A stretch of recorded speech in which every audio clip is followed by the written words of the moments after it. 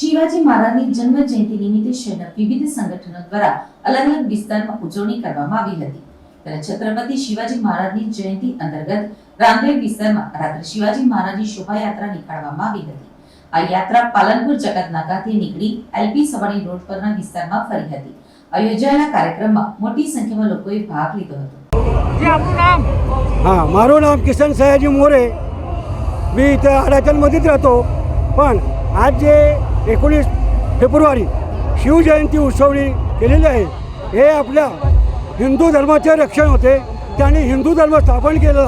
भारत आपल्याला हिंदू धर्माचा अभिमानाने आम्ही त्याच्या जन्मजयंतीचा उजवणं करतोय आणि ते आनंदाने पार पडतोय. कमीत कमी आजच्या रॅलीमध्ये जे काही 700-800 माणसं जमा झालेले आहेत किंवा भेगा झालेले आहेत ती सर्व आमची आम्ही सर्वांना त्याबद्दल अभिनंदन देतो. बस.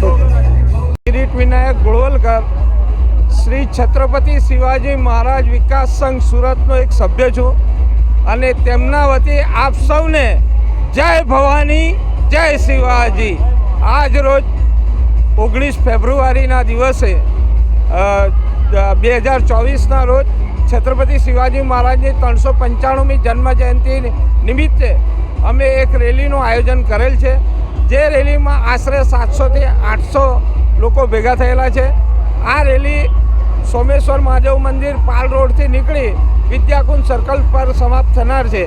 રેલીનું આયોજન સુરત શ્રી છત્રપતિ શિવાજી મહારાજ વિકાસ સંઘ દ્વારા કરવામાં આવેલ છે અને આ અમારું પહેલું જ વર્ષ છે. આ રેલી અમે આ પહેલી વખત કાઢી છે અને જે પ્રજાનો સાથ સહકાર મળ્યો છે અને જે રીતે મીડિયાનો પણ સાથ સહકાર મળ્યો છે તો હું આપને ખાતરીપૂર્વક કહું છું કે જ્યાં સુધી અમે બધા જીવીશું, જ્યાં સુધી હિન્દુ ધર્મ રહેશે ત્યાં સુધી આ પૃથ્વી પર શિવાજી મહારાજની પાલખી યાત્રા નીકળશે.